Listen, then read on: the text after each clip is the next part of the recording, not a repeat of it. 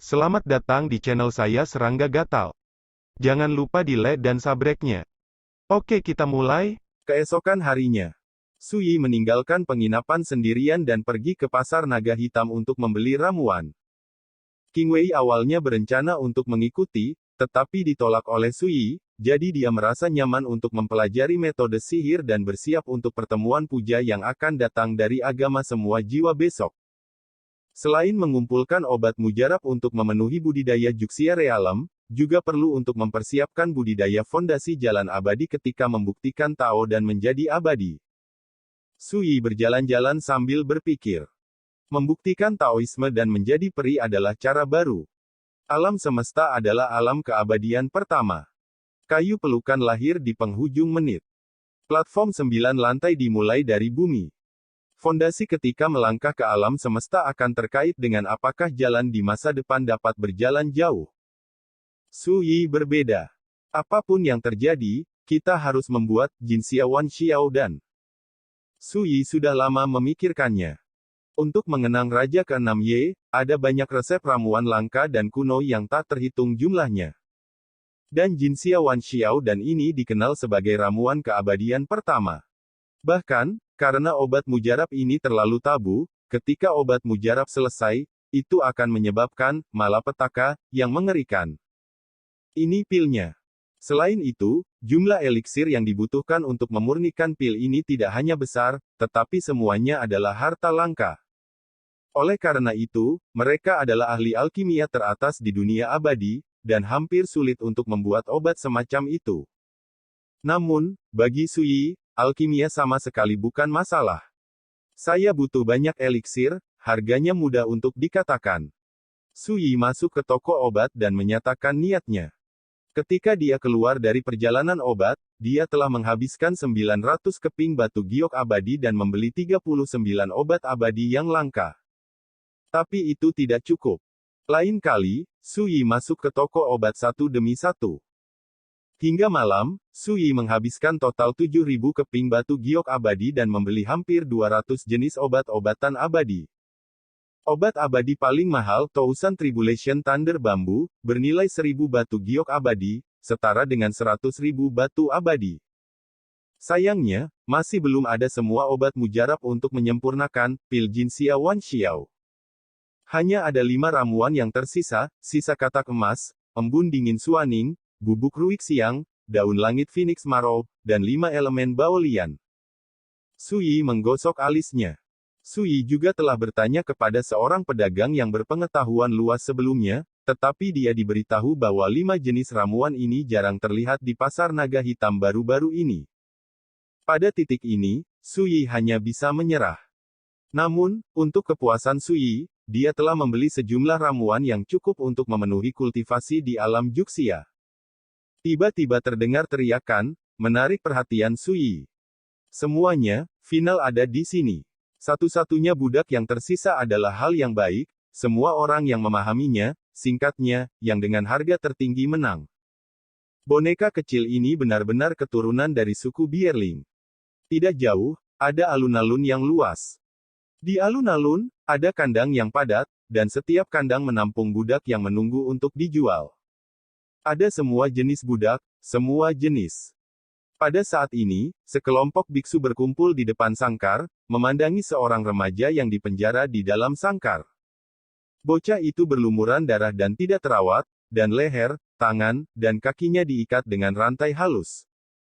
Dia hanya terlihat remaja, dengan pakaian compang camping, kepalanya menunduk, dan dia duduk diam, sehingga sulit untuk melihat penampilannya.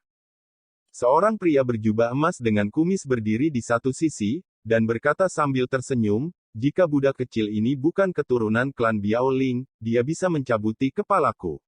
Jin Yuanmu. Setelah jeda, dia berkata, sekarang, Anda dapat menawar. Saya memberikan 30 keping batu giok peri. Seseorang membuat kutipan, dan menanyakan arah. Tiba-tiba, orang lain mengikuti kutipan satu demi satu, dan mereka sangat terkendali pada awalnya, dan harga yang dikutip tidak tinggi. Semakin banyak kompetisi yang terlibat, kutipan juga mulai berkembang pesat. 500 peri giok segera. Dan, penawaran berlanjut. Ini membuat pria berjubah emas yang mengaku sebagai Jin Yuanmu tertawa terbahak-bahak. Sui, diam-diam datang ke kandang. Ketika dia merasakan aura familiar darah pada bocah itu, hati Sui bergetar, pikirannya terbentur, dan pemandangan muncul. Pada hari ketujuh dari tembok kota yang menjulang tinggi, seorang lelaki tua dengan tubuh patah dan berdarah di sekujur tubuhnya menggenggam tangan Wang Ye dengan erat, suaranya serak, dan dia berkata sebentar-sebentar, Tuan Kaisar, bawahan ini telah mempermalukanmu. Ekspresi lelaki tua itu suram, dan matanya suram. Saya awalnya berpikir bahwa saya bisa mengikuti Anda untuk menaklukkan dunia, membunuh semua anak iblis itu, dan menukar dunia yang damai dengan yang abadi. Dunia, tapi... Pria tua itu tersenyum masam, hanya kehidupan bawahanku yang malang. Mata Wang Ye merah, dan hatinya penuh kesedihan, dan dia mengertakkan gigi dan berkata, Fang tua, aku berjanji akan membantumu membunuh semua iblis itu. Bangga mati di medan perang. Berbicara, lelaki tua itu batuk darah dengan keras, gemetar di sekujur tubuh, dan akhirnya tampaknya telah menghabiskan seluruh kekuatannya, mendesis. Ini adalah kata-kata terakhir dari lelaki tua itu.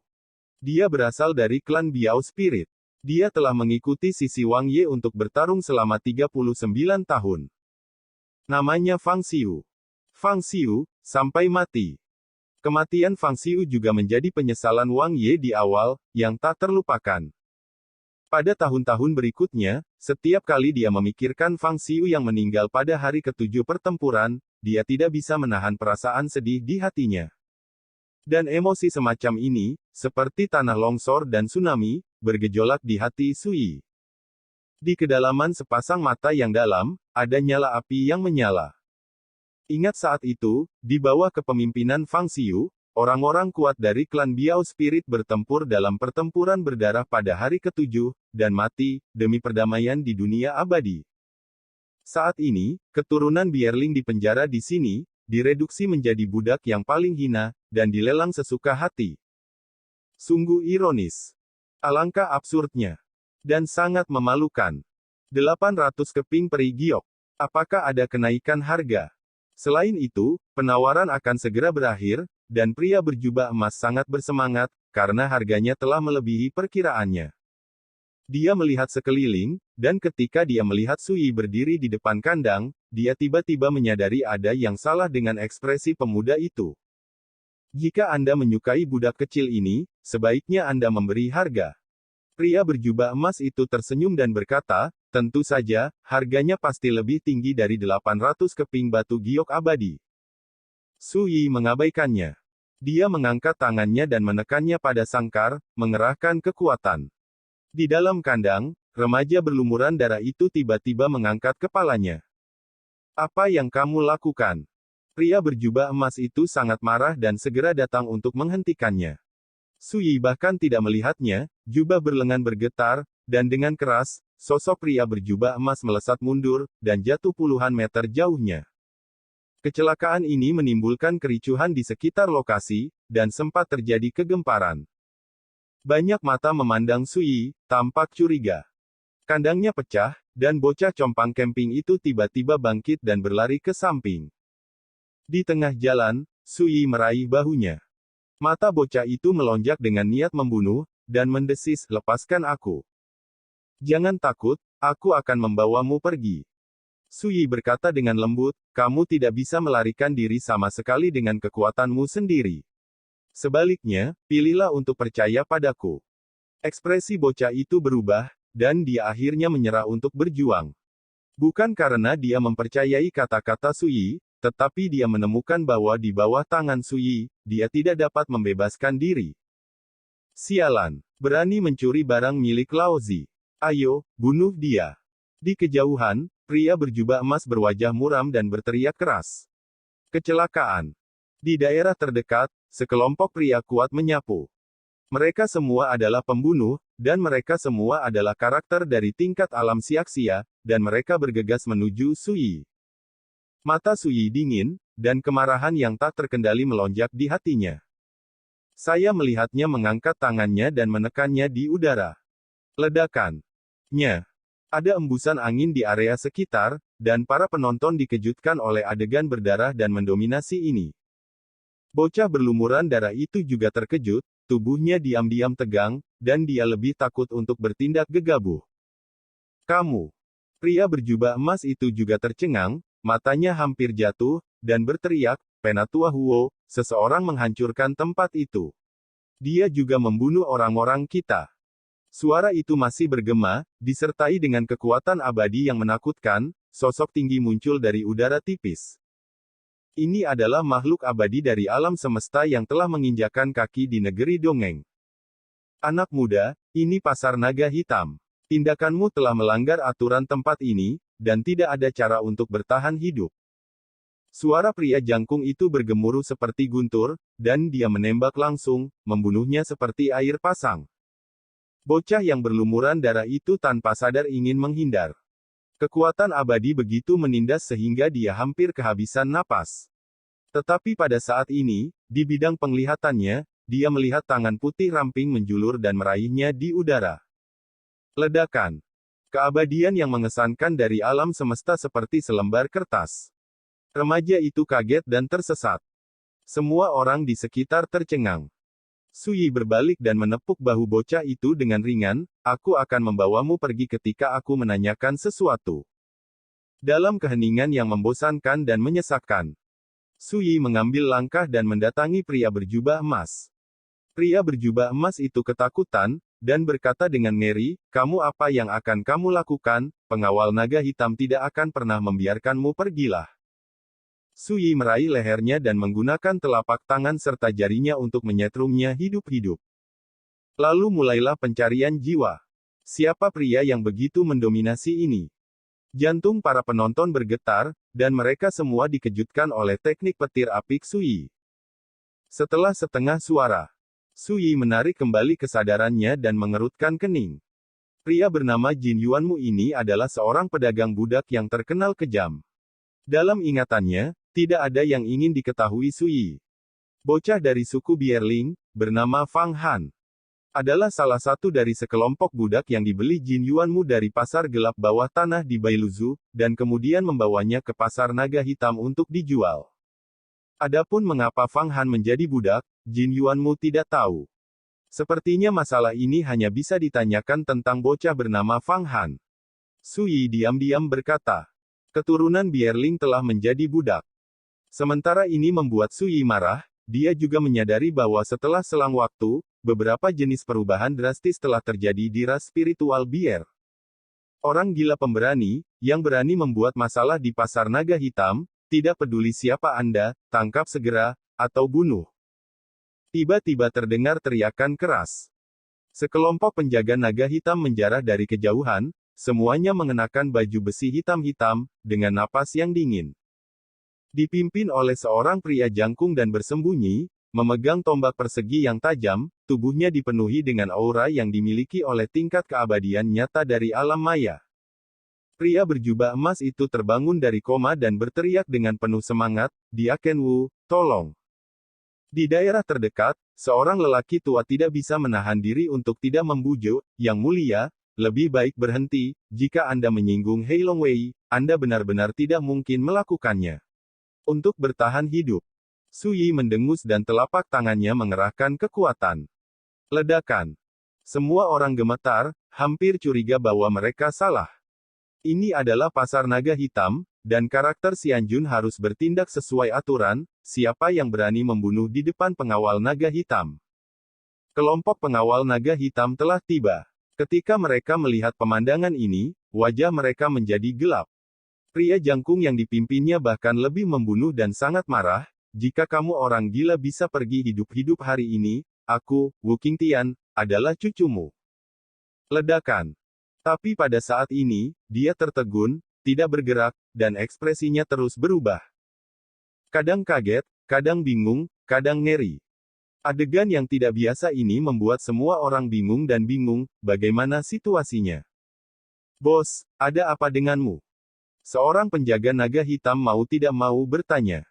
Saya melihat pria jangkung yang mengaku sebagai Wu Qingtian itu gemetar seluruh tubuhnya, seolah-olah dia sadar.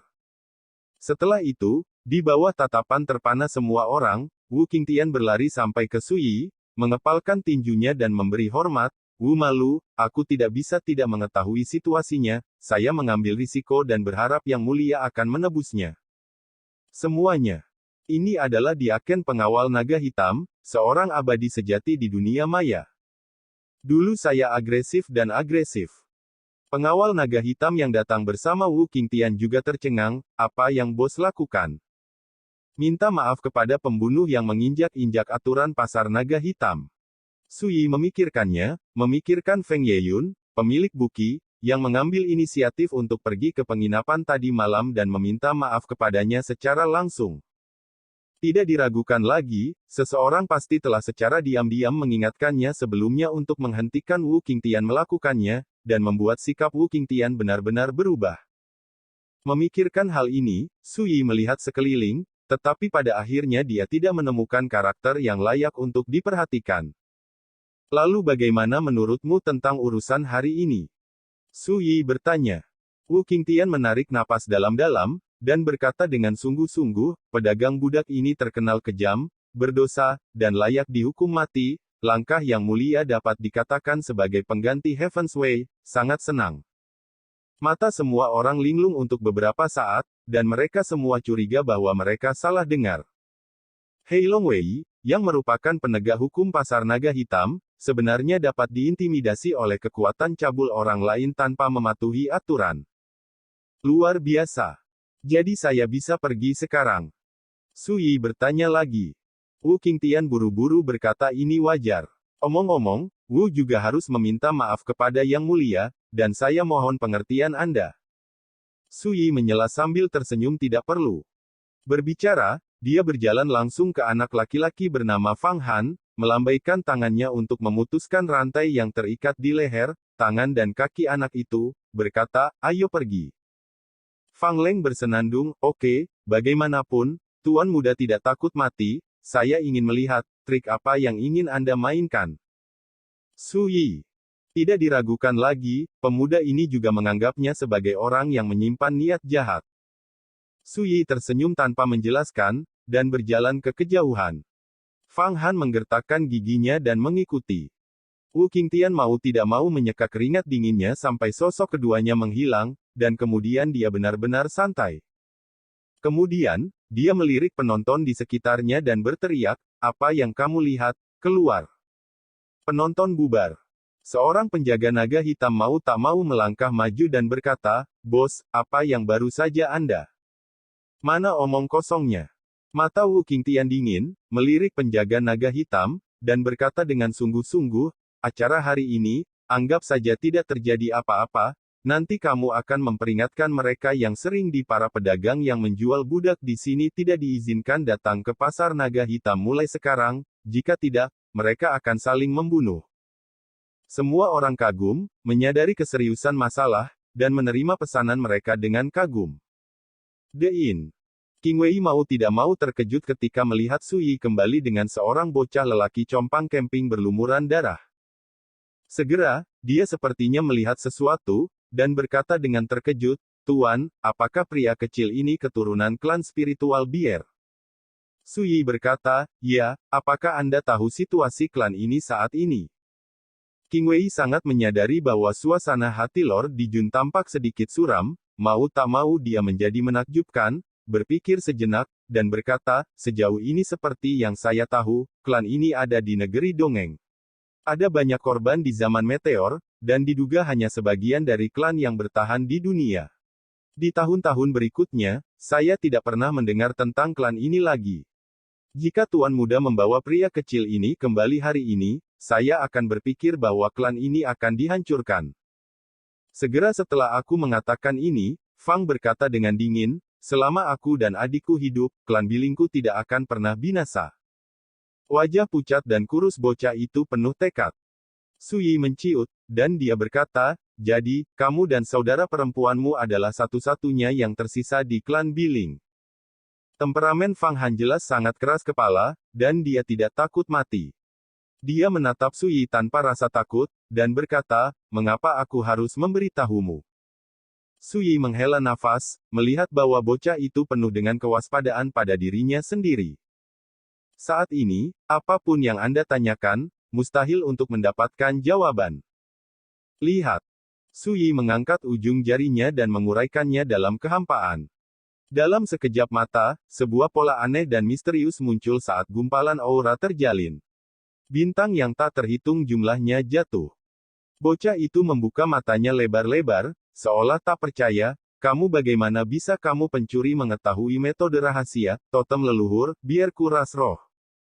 Totem leluhur, garis besar saja, dapat mencerminkan dan membangkitkan kekuatan garis keturunan pada keturunan suku Ouling.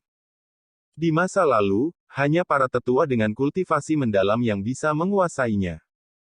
Su Yi menyeka ujung jarinya, dan totem itu berubah menjadi hujan ringan dan menghilang. Saya memiliki hubungan lama dengan Anda Biao Spirit Rache, dan itulah mengapa saya akan melakukannya. Tidak ada biaya untuk menyelamatkan Anda. Ekspresi Fang Han tidak menentu untuk sementara waktu, dan dia mencibir, aku tidak bisa mempercayaimu. Kakakku berkata bahwa nenek moyangku telah menjaga medan perang perbatasan selama beberapa generasi, dan aku tidak tahu apakah aku membunuh mereka. Berapa banyak iblis asing yang telah membuat pencapaian besar untuk negeri dongeng. Tetapi pada akhirnya, bukan iblis asing yang menyakiti keluarga kita, tetapi orang-orang di negeri dongeng ini. Bicara, mata bocah itu merah dan merah, wajahnya penuh dengan kesedihan dan kebencian yang tak terkendali, dan dia menggertakkan giginya. Kakakku juga mengatakan bahwa semua orang di negeri dongeng ini tidak bisa diandalkan. Jadi, apapun yang Anda katakan, saya tidak akan percaya. Jika kamu ingin membunuh atau memotong, kamu dapat melakukan apa yang kamu inginkan, dan lihat apakah Tuan Muda akan mengerutkan kening. Setelah mengatakan itu, remaja itu mengerucutkan bibirnya, wajahnya penuh dengan kekeras kepalaan, dan dia berhenti berbicara. Qing Wei tercengang, matanya yang menawan dan indah menunjukkan sedikit rasa kasihan. Berapa kali saya harus tertipu sebelum saya tidak lagi mempercayai siapapun. Su Yi terdiam beberapa saat, dan berkata, Qing Wei, bawa dia untuk mandi, ganti baju, dan sembuhkan lukanya. Iya. Qing Wei mengangguk. Fang Han tercengang, jelas terkejut, dan langsung mencibir, Anda ingin menggunakan kebaikan Anda untuk memengaruhi saya. Delusi. Tuan Muda tidak akan tertipu. Qing Wei tidak bisa menahan senyum, dan membawa bocah itu keluar dari kamar. Su Yi diam-diam duduk di kursi rotan, mengeluarkan kendi dan menyesapnya, tetapi dia merasa minuman abadi di mulutnya sangat hambar. Dia menghela nafas dan bergumam, Wang Ye, bahkan tanpa emosi dan ingatanmu mempengaruhiku, aku tidak akan pernah berpangku tangan dalam masalah ini. Pada awalnya, demi semua makhluk hidup di dunia peri, klan Biao Spirit menjaga pas surga ketujuh dari generasi ke generasi, dan mengorbankan begitu banyak hidup dalam pertarungan melawan klan iblis alien dan darah. Namun hingga saat ini, klan ini hampir hancur dan layu, bahkan klan ini telah menjadi budak dan dijual. Ini konyol. Su Yi merasakan kesemutan di hatinya ketika dia memikirkan bocah berdarah Fang Han yang dipenjara di dalam sangkar dan ditawari dan diperjualbelikan seperti barang. Aku, Su Yi, membalas dendam ini. Su Yi berbisik di dalam hatinya, matanya dalam dan tenang. Tidak lama kemudian, Qing Wei kembali bersama Fang Han. Remaja itu telah berganti pakaian bersih, rambut panjangnya yang acak-acakan diikat ke belakang kepalanya, dan luka-luka di tubuhnya sudah sembuh, dan tidak ada bekas luka yang terlihat. Rasanya seperti orang yang berbeda. Seperti serigala yang keras kepala. Dan dalam pelukannya, menggenggam erat segumpal pakaian robek dan berlumuran darah, pakaian lama yang baru saja dia ganti. Darah. Penghinaan dan kebencian yang dialami remaja. Sekian dulu dari Mimin. Terima kasih.